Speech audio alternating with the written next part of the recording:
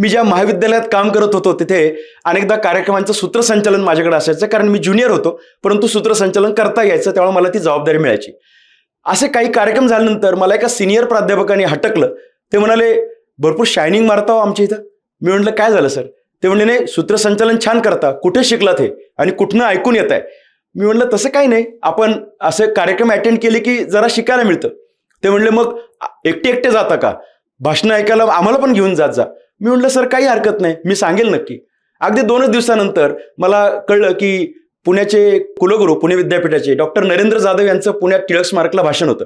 मी त्या सरांना शोधलं. ते सर मला दिसले, ग्राउंडमध्ये दिसले. त्यांना म्हटलं सर तुम्ही म्हणला होतात ना की चांगली भाषणं ऐकायला यायचे. मी म्हटलं चला, डॉक्टर नरेंद्र जाधवांचं भाषण आहे.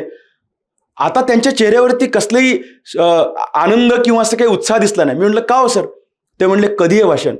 मी म्हटलं की संध्याकाळी. ते म्हणले संध्याकाळी म्हणजे आपल्याला कॉलेजच्या वेळात नाही जमायचं का?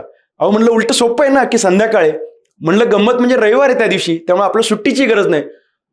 ते अधिक नाराज झाले. ते म्हणले म्हणजे मला ऑन ड्युटी टाकता येणार नाही का? ऑन ड्युटी, सेवा चालू असताना. मी म्हटलं काय गरज आहे आपल्याला, रविवारचाच दिवस आहे. ते म्हणले कुठे कार्यक्रम? मी म्हटलं की टिळक स्मारक मंदिर.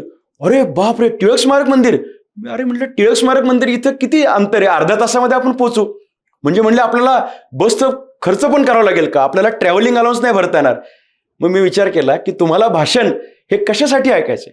स्वतःच्या विकासासाठी ऐकायचंय, त्याच्यातून प्रेरणा घ्यायची आहे, त्याच्यातून तुम्हाला काही प्रगती करायची आहे, आणि यासाठी मग कॉलेजचं ऑन ड्युटी, कॉलेजचा TA आणि एवढ्या लांब जायचं असे मुद्दे येत नाहीत.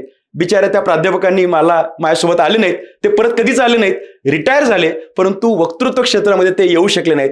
ज्यांना वक्तृत्व क्षेत्रात यायचंय त्यांनी चांगली आणि उत्तम भाषणं निश्चित ऐकली पाहिजेत. लांब जाऊन ऐकायला सुद्धा हरकत नाही, परंतु चांगली भाषणं ऐकू आणि त्या पद्धतीने आपण जर पुढे गेलो तर कदाचित आपण चांगली भाषणं करू शकतो.